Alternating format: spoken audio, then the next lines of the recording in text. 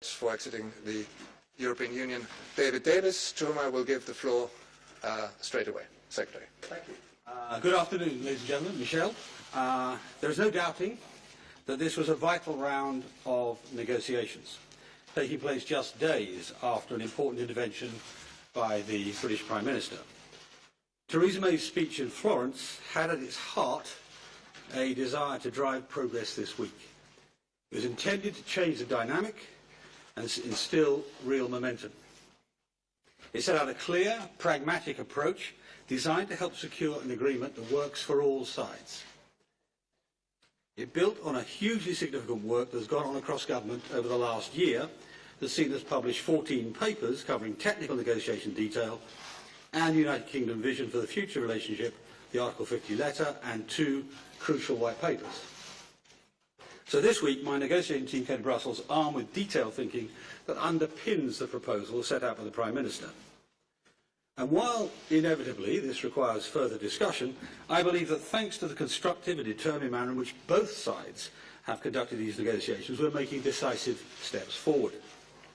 After 4 rounds, when I look across the full range of issues to do with our withdrawal from the EU, I'm clear we've made considerable progress on the issues that matter: increasing certainty for citizens and businesses, providing reassurance to our EU partners in regards to our mutual financial obligations, and agreeing to some of the key principles in relation to issues arising for Northern Ireland and Ireland. Now, I make no secret of wanting to talk about the future and the importance of this to business and citizens in both the European Union and the United Kingdom.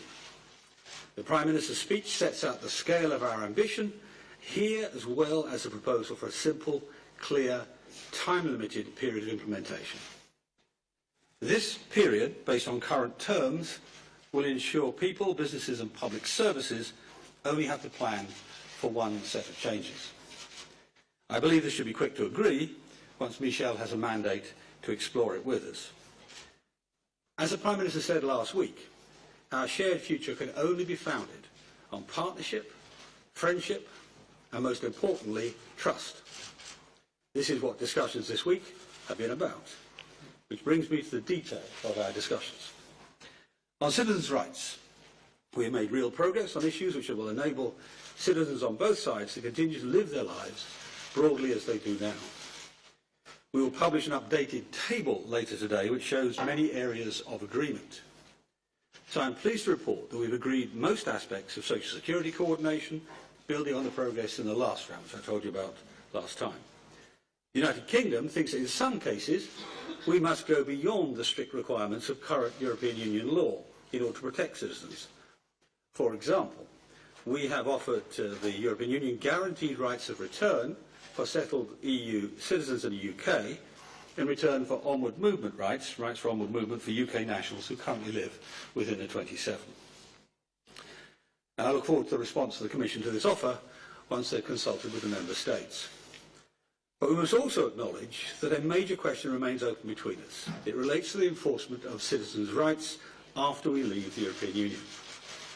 The UK has been clear that as a third country outside of the European Union, it would not be right for this role to be performed by the European Court of Justice. But we have listened to the concerns that have been raised, and as a direct result of hearing those concerns, the United Kingdom is committed to incorporating the final withdrawal agreement fully into UK law, direct effect, if you like. We also recognise the need to ensure consistent interpretation of European Union law concepts. We've not agreed the right mechanism for doing this yet, but discussions this week have again been productive. And we provided further reassurance on how European Union citizens will be able to apply for a new status once we leave. And we know those that are already holding permanent residency documents should not have to go through the full process. So we presented early thinking on detailed processes and plans on how we might ensure this does not happen. It's all about providing certainty, clarity, stability for European Union citizens living in the UK and UK citizens living in the 27. And it represents pragmatic compromises to our shared challenge of ending anxiety for those citizens. The shape of that deal is becoming clearer. We need to continue to work to address this in the interests of citizens on both sides. In her recent speech, the Prime Minister reassured our European partners they will not need to pay more or receive less over the remainder of the current EU budget plan as a result of our decision to leave. The UK has explained this reassurance in detail to the Commission. The Prime Minister also made clear that the UK will honour its commitments made during the period of our membership. We're not yet at the stage of specifying exactly what these commitments are. That will need to come later. Nevertheless, our negotiating teams have held very constructive discussions this week on detailed technical issues relating to that. This work is necessary so that when the time comes, we'll be able to reach a political agreement, and discussions will continue. On the issues that arise from the UK's withdrawal from the EU in relation to Northern Ireland and Ireland, we have had a constructive discussion and made progress in some areas.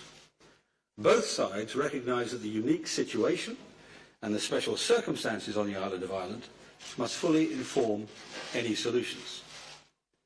We welcome the EU's recent guiding principles paper, which reaffirms the high degree of alignment between us on this vital strand. Specifically this week, we have begun drafting joint principles on preserving the common travel area and associated rights.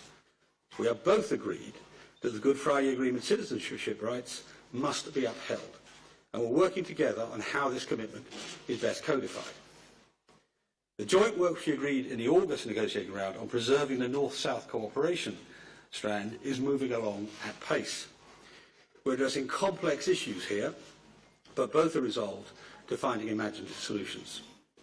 We owe it to the people of Northern Ireland and across the island of Ireland to see these commitments through. We remain firmly committed to making as much progress as possible on those issues that are related to our withdrawal from the EU institutions and must be resolved before our departure from the European Union. I'm encouraged by the progress we've made this week on issues relating to Euratom. The EU welcomed our clear statement. We will maintain the same standards in our future nuclear safeguards regime, which will be run by our existing nuclear regulator, the Office for Nuclear Regulation. We're now close to reaching agreement on the vast majority of issues set out in our position papers on this issue. Of course, we want to have a close and effective relationship with Euratom in the future, and the best way to secure that is to press on with discussions on the details of this new partnership. On a number of other issues, goods, union and member state procedures, privileges and immunities, ongoing confidentiality obligations, we have had constructive discussion on technical issues and in some areas reached agreement on the core issues. At the beginning of the week, I mentioned the UK's real and ongoing commitment to our European friends and allies. Our commitment to that ideal has been clear in these negotiations on those issues which relate to our departure from the institutions. As I said at the start, this round was a vital one. We made important progress and capitalised on the momentum created by the Prime Minister's speech. We're working quickly through a number of complex issues, yet there remain some points where further discussion and pragmatism will be required to reach agreement. It's true that there are differences of opinion, but with the continued diligence and creativity of our teams, I am confident we can resolve these. While the UK's departure from the European Union is inevitably a complex process, it's in all our interests for these negotiations to succeed. We must never forget the bigger picture. Britain wants to be the European Union's strongest friend and partner. We want us both to thrive side by side. I leave Brussels optimistic about this future, and I look forward to continuing the negotiations. Thank you. Michel. Thank you, David, and good afternoon to all of you. The Prime Minister's speech in France has created a new dynamic in our negotiations, and we have felt this during the negotiations this week, as David just said. On Monday, I said that we needed a moment of clarity. David and I, as well as our teams, worked well together. I want to thank both teams for their dedication, their professionalism, and their expertise. We managed to create clarity on some points. On others, however, more work remains to be done, and we are not there yet. But we will keep working in a constructive spirit until we reach a deal on the essential principles of the UK's orderly withdrawals. Allow me also on my side to briefly outline what was agreed this week and what more needs to be done. On citizen rights, our priority, the UK has agreed to give direct effect to the withdrawal agreement. This is very important. It will give the assurance to our citizens that they will be able to invoke their rights as defined by the withdrawal agreement before UK courts. We agreed to guarantee for the citizens concerned that the UK will apply EU law concepts in a manner that is consistent with EU law after Brexit. But we failed to agree that the European Court of Justice must play an indispensable role in ensuring this consistency. This is a stumbling block for the EU. There are others. Number one, a big gap remains between our positions on family reunification. We want existing rights to continue for the citizens concerned. Number two, the export of social security benefits also remains to be discussed.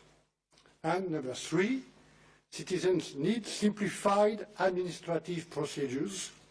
The UK stated its intention to put in place a streamlined system. We are looking, David, forward to hearing the details about this new system. On the financial settlement, an expert group held detailed talks on technical aspects, and those talks were useful. Prime Minister May said two things in Florence. First, that no member state should pay more and no member state should receive less because of Brexit. Second, that the UK will honour commitments taken during its membership. This week, the UK negotiating team made clear that applying the first principle would be limited to 2019 and 2020. And the UK explained also that it is not in a position yet to identify its commitments taken during membership. For the EU, the only way to reach sufficient progress is that all commitments undertaken at 28 are honoured at 28. On Ireland, we had a constructive, once again, a constructive discussion, and we made progress in some areas. As David just said, both the EU and the UK recognise that Ireland is in a unique situation. Any solution will need to be fully informed by the special circumstances on the island of Ireland. As I mentioned several times, such solutions must respect both the integrity of the single market and the Union's legal order and the Good Friday Agreement in all its parts. We also confirmed our commitments towards maintaining the common travel area and started drafting common principles. Ladies and gentlemen, we have had a constructive week, yes, but we are not yet there in terms of achieving sufficient progress. Further work is needed in the coming weeks and coming months. In 3 weeks from now, the October European Council will be an opportunity for me to take stock of the negotiations with the President Juncker and the President Tusk and the 27 heads of states or government.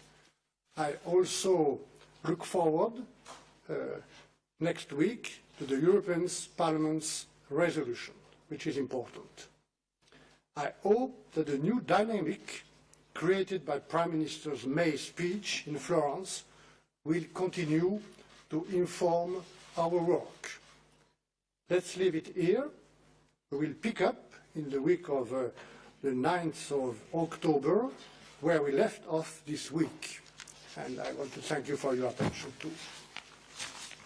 Thank you very much. We have time now for 4 questions. And I will start with Ben. Thank you very much. Ben Wright from Ben Wright. Can you hear me now? Thank you very much. Ben Wright from the BBC. 2 questions, if I may. David Davis, your tone today is clearly more optimistic. There's a warmer atmosphere in here. But there are obviously big stumbling blocks, in particular the role of the ECJ enforcing citizens' rights and the massive issue of money. The European Union clearly want commitments for more. Do you honestly feel that this is a proper negotiation, or are you simply trying to pass a series of tests the EU is setting you? Monsieur Barnier, if I may, could you define more clearly for us, please, the phrase sufficient progress? It's very vague. And couldn't it be argued that it's your very narrow interpretation of the negotiating mandate that is holding these talks back? Sometimes the questions make me laugh. Of course, it's a proper negotiation. We're here every round with 100 officials. And to take one example today, I mean, later on today we'll be publishing an updated table of progress on citizens' rights that shows the direct outcome of those negotiations. Now, if you look at them, you'll see most of them are now green, as they term it, and it's an agreement between us. And most of them, all of them, help all or part of the 3 million European Union citizens and the 1 million United Kingdom citizens, or both. And so it's to their advantage. The same thing is true of Northern Ireland, where we've made real progress. It's not been a one-way process at all. And broadly, thanks to the Prime Minister's speech last week, we've made tangible progress in other areas. And I hope we'll see in the future, for example, very significant progress on the question of the implementation period. That will come in due course. But again, that's not a one-way process.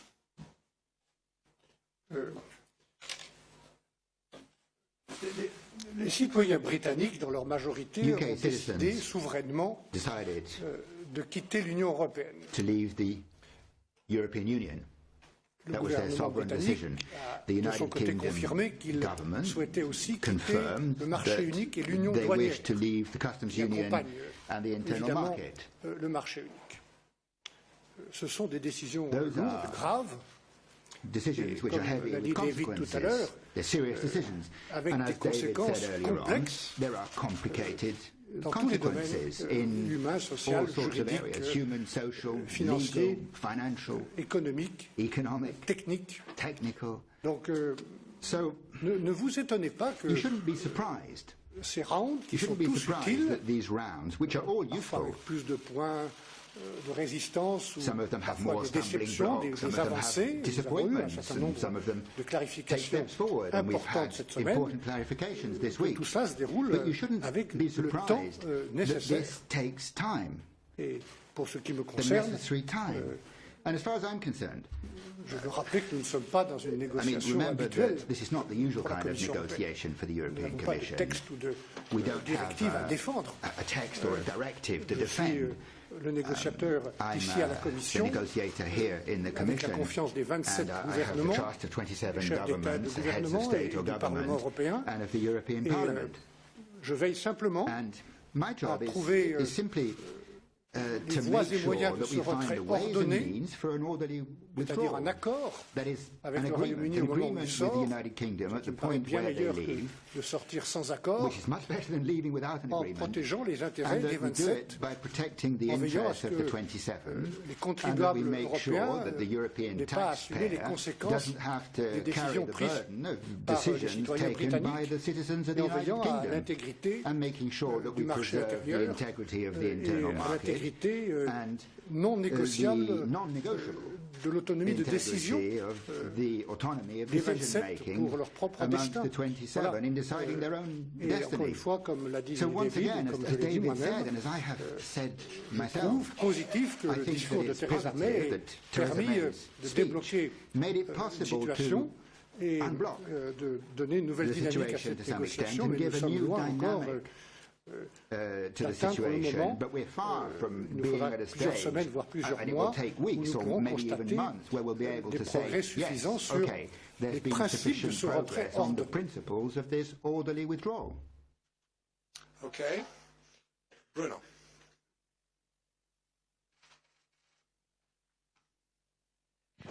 Bruno Waterfield, Times of London. First, for Mr. Davis, the arrangements for European nationals living in Britain, direct effect of the withdrawal treaty, won't be able to be amended by Parliament. That European law concepts will continue to apply and be visible through that in the UK. Of course, it sounds awfully like the European Communities Act, 1972. Can you explain to us why it won't be? We see the figures for liabilities in the 2016 budget, an all-time high, 238.8 billion. Can you tell us which part of those commitments Britain will honour? Britain said it would honour those commitments, and which part it won't. Mr. Barnier, on October the 9th, we're hearing that Britain will make new concrete proposals on these areas to you. If they go some way to addressing your concerns, would you ask the European Council on the 19th of October to adjust your mandate in order to be able to get deep into the nitty-gritty of a transition arrangement? Thank you, Bruno. It doesn't look anything like 1972 Act to me. Let's say what it is. We have been discussing this, you might imagine this is central, this issue of the rights of European Union citizens in the UK. And we accept, and have done from the start, that there is a need for certainty for them. And that's what we are aiming to produce, without allowing the European Court of Justice to make rulings within and on cases in the UK. And this is the compromise we are working towards. It's not unusual. There are plenty of arrangements where we have treaties that confine what the United Kingdom do, very specific, with very real aims. And that's what we're doing here. As for the money, we're not doing the negotiation standing here. No.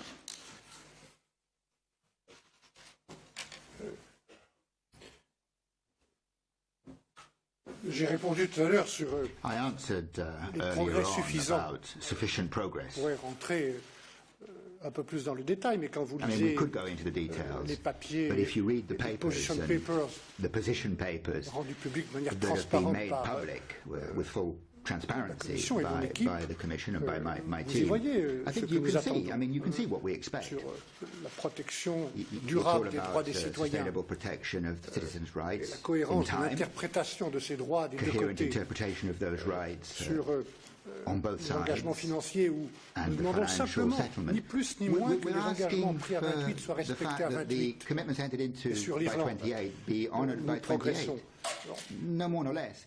And on le plus Ireland, tôt we're possible, making progress. je pourrais I mean, as constater soon as dans ma possible, responsabilité de as soon as- négociateur and I take my que nous sommes là responsibilities as a negotiator seriously. sur As cette soon as I première can say that séquence we're qui there, concerne le retrait in that ordonné. first sequence, underpinning the Le orderly plus tôt possible, je withdrawal, recommanderai and as soon as possible, moi-même I shall recommend au Conseil européen to the European de m'engager Council à ouvrir la deuxième étape we qui peut start the concerner second stage in the sequence, which would then be cette demande addressing que le gouvernement britannique, par la voix de the Theresa May, a request formulée that pour la the première UK fois. government put forward through this David m'en avait parlé. Theresa May for the Le first Premier ministre time. I britannique, mean, pour la David première had fois, a mentioned demandé it.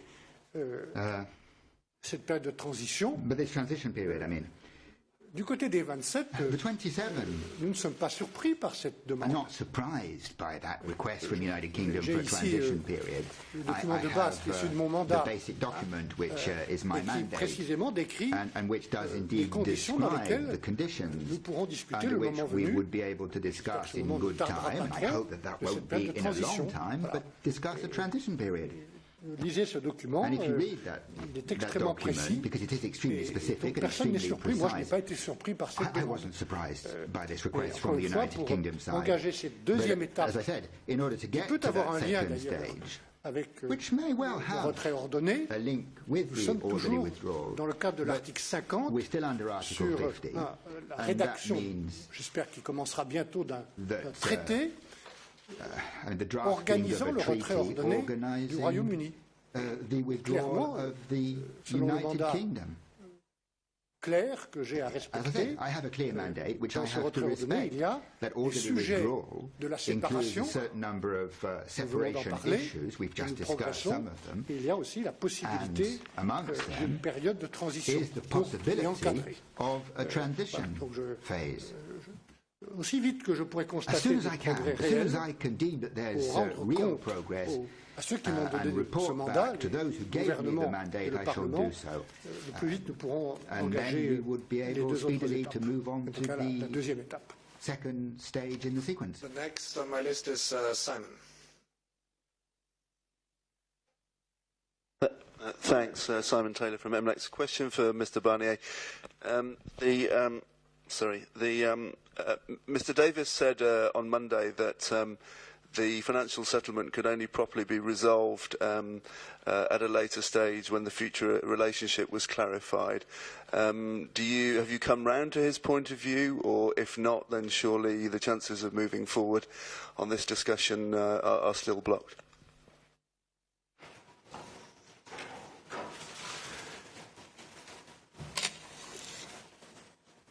D'abord, sur le fond, grâce On the à substance, first of all, ces deux phrases thanks to que those j'ai two écoutées sentences, attentivement et de manière those two constructive, comme je l'ai sentences dit, which avant I et deemed après, constructive, as I said, à Florence, very soon afterwards. The sentences spoken by the Prime Theresa Minister May, in Florence. Theresa May, nous clarifions les choses. I mean, it helps us clarify things. C'est important que le Premier ministre britannique dise It's very que important that the pour les années, Prime ce Minister qui a été says, précisé 2019-2020, and it's been specified that it's 2019-2020, of les course, États membres de l'Union but that the n'auront member pas states payer of the plus ou à Union recevoir will moins. not Mais have to pay more or receive nous less. sommes loin du compte That's very useful. si on ne parle que de ces deux années-là. Et donc je If dis you're only talking simplement about 2 years, que that's not the s'agissant end, de la is it? deuxième phrase, qui est également importante, The second sentence is also la important, of reconnaissance course, des though, that is engagements pris par le recognising that Royaume-Uni the durant la commitments période entered où il into a by the été United Kingdom during the period membre de where l'Union they were a jusqu'au member jour du of the retrait, Union up to the tous les time of their engagements, withdrawal, all those nous disons simplement commitments will be que honoured. tous ces engagements pris ensemble, de manière taken together, mutualisée, in a pooled fashion, if you à will, 28 devront être will respectés à have to be 28. respected and honoured by 28. Et j'espère que nous pourrons And I hope clarifier that ce we point can et clarify obtenir that point un engagement moving clair forward, and I hope we can sur get ce a clear point qui est undertaking on that point, la traduction de ce que j'appelle which un progrès is the suffisant translation of what I've sur been ce calling sujet qui est sufficient progress on indissociable that des deux subject, autres grands which is sujets, indissociable les droits from des the other citoyens two subjects, the et, rights of citizens les frontières, the la question de l'Irlande. question Je of dis bien Ireland. indissociable. As I said, they're a whole, they're indissociable. Pour le reste, As to the très rest, franchement, objectivement, je ne being vois very frank, aucun lien objectively, I logique see et no cohérent logical and entre coherent la link discussion que nous between ouvrirons a discussion that we le will plus tôt possible, je l'espère, have and open qui as doit soon être as ambitieuse possible, and which sur le must be futur partenariat, ce que j'ai appelé un jour ambitious le New about the Partnership future, what I've been calling entre the le new Royaume-Uni partnership et l'Union européenne between the United dans beaucoup Kingdom de and the domaines, European Union le in commerce, many areas, coopération en matière de trade, sécurité, de défense, de security lutte and contre le defense, terrorisme, fighting peut-être d'autres terrorism, domaines. but perhaps other Ça, c'est une areas as discussion well. pour l'avenir. That is a discussion Il for n'y a the aucun future. lien There's no link. possible There is de no notre point de vue, je dis possible bien link, aucun the way lien we see possible it, no entre cette possible discussion-là link between that et le discussion règlement and a des sujets de la discussion séparation about separating the et separation le issues, solde des questions and passées. Aucun lien. the The last commitments question entered goes into to in the past. Georgi. Thanks, Alexandra. I was afraid that you are giving the floor only to British journalists. Gary Goto from Euractiv in Brussels. My question is on citizens, but it's a little bit on the side. I mean, after the orderly Brexit, will the UK be free to impose visas to, let's say, Polish, Bulgarian, Romanian citizens, perhaps a couple of other countries as well? Or a commitment not to do so would be part of the deal? And since I don't think I will be able to ask a follow-up question, if this is not part of the discussions, why? Because the interests of several countries are very seriously concerned. Well, yes, I mean, we will. I mean, your strict question, will we be free to? Yes, we will be no longer a member of the European Union. We'll be free to operate our migration policy as we see fit. As I've said before, that does not mean that people from European Union countries will not be able to come to Britain and work in Britain, but we'll have that freedom.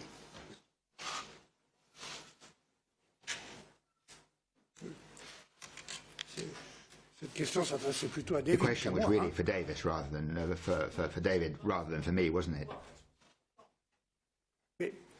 We're discussing objectivement de tous les sujets où la décision du Royaume-Uni de quitter l'Union crée une incertitude where some uncertainty is created in general terms. Pris tous ces sujets, and we've taken all these subjects, and I think David talked about the 14 documents that the UK has published, and we've published 14 documents on all sorts of subjects wherever there's uncertainty. Première priorité, c'est en effet celle des citoyens. First priority is, of course, citizens, the people. We want to make their rights secure. Sur la base de la non-discrimination, de la continuité de ces droits, acquis jusqu'au jour du Brexit, et des droits qui sont acquis par des familles, qui vont être importants, cette sécurité valant pour la durée de leur vie. Et nous parlons des droits qui auront été acquis jusqu'au jour du Brexit. Parce que ce jour-là, le 29 mars, on the 29th of March, 30 mars or 30th of March of 2019 at midnight, le Royaume-Uni the United Kingdom becomes a third country. Dans tous les domaines. And that applies in every area. I mean, it just becomes a third country. Comme vous le savez, and after that, le plus tôt possible, il y a cette idée de cet objectif de travailler entre nous un partenariat sur notre future relation forte dans beaucoup de domaines. Et dans cette discussion-là, sur l'avenir, on peut toujours discuter des sujets d'immigration, de conditions pour les citoyens de part et d'autre, mais c'est un sujet qui concerne l'avenir de notre relation avec un pays devenu tiers. Of our relationship with a country which has become a third country. It's a completely different legal situation. Thank you very much. This concludes our press conference, and midday will start in about 5 minutes. Thank you.